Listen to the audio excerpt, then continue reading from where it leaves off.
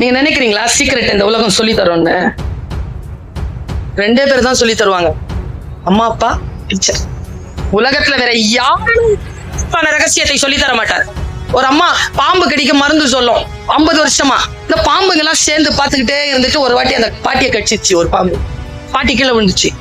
சுத்தி வர்றவங்க பாக்குறாங்க, ஐயோ பாம்பு கடிக்க மருந்து சொல்ற, பாட்டிக்கு பாம்பு கடிச்சிருச்சே. பாட்டி என்ன பாட்டி? பாடு என்ன கடிச்சது பாட்டி? கண்ணாடி வீரியனா? கட்டு வீரியன். மருந்து சொல்லு பாட்டி,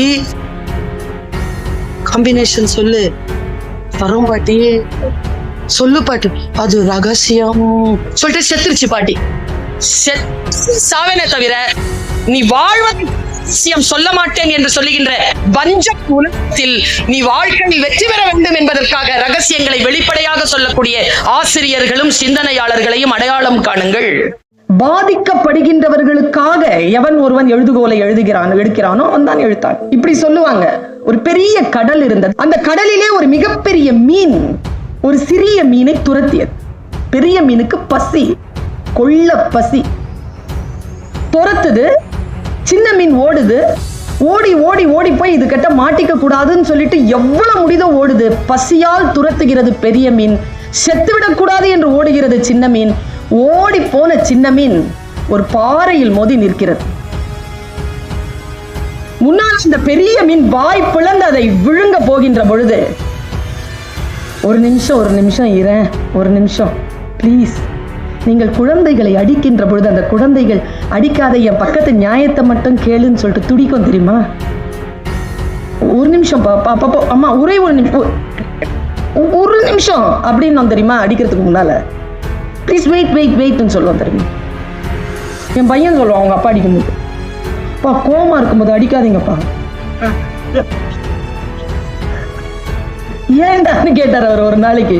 அவன் சொன்னா, நான் தப்புதான் செய்யறேன், நீங்க அடிக்கிறது சரிதான், ஆனா கோமா இருக்கும்போது அதிகமா அடிச்சிடுறீங்க அப்படின்னா. அது எவ்வளவு பெரிய விஷயம் இல்ல அது? இந்த குழந்தை, அடி வாங்கின குழந்தைகள் அப்படி சிரிக்குது. இந்த பேச்சை கேட்டு ரெண்டும் சிரிக்குது.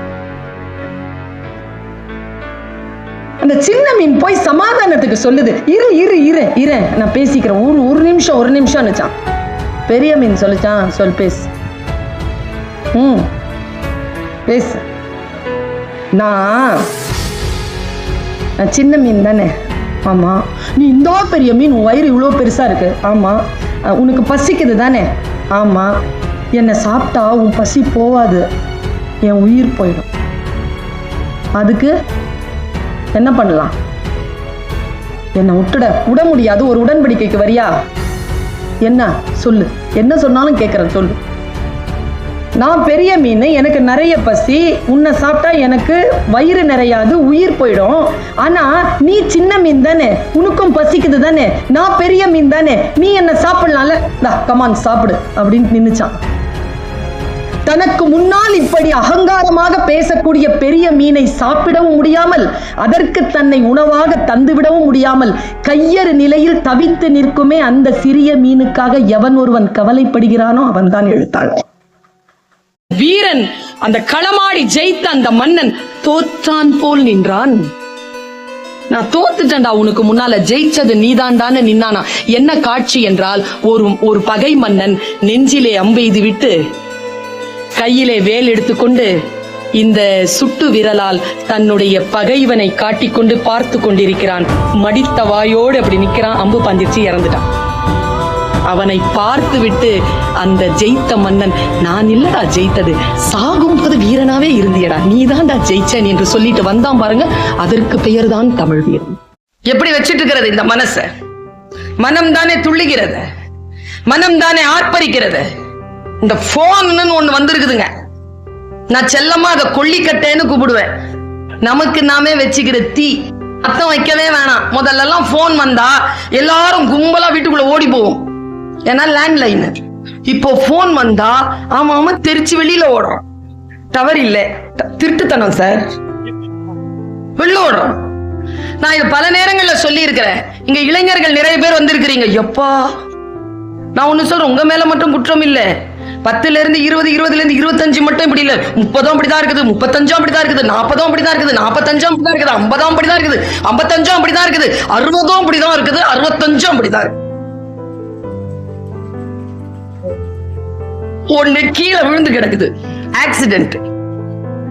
நான் நேரா போய் அந்த பிள்ளைய எடுத்து ULV மாதிரி கிடக்குது ரோட்ல, அதோடைய பேக் இருக்குது, காலேஜ் படிக்கிற பொண்ணு இப்படியே கிடக்குறா, மூச்சு வாங்குது. போனை கொடுன, போன் கொடு, உனக்கு என்ன போன் கொடுத்தா என்ன? அவளை மீறி அந்த பேக்கை திறந்து போனை எடுத்தோம் பாருங்க, வலிய விட அதிர்ச்சிங்க கண்ணுல. அப்பாவை கூப்பிடணும், அம்மாவை கூப்பிடணும், தர பாஸ்வேர்டு போட்டு வச்சிருக்கிறாங்களே எப்பா. இந்த சூனியக்காரங்க இந்த ஒரு சக்கரம் போட்டு வச்சிருப்பாங்க தெரியுமா கண்மணினா,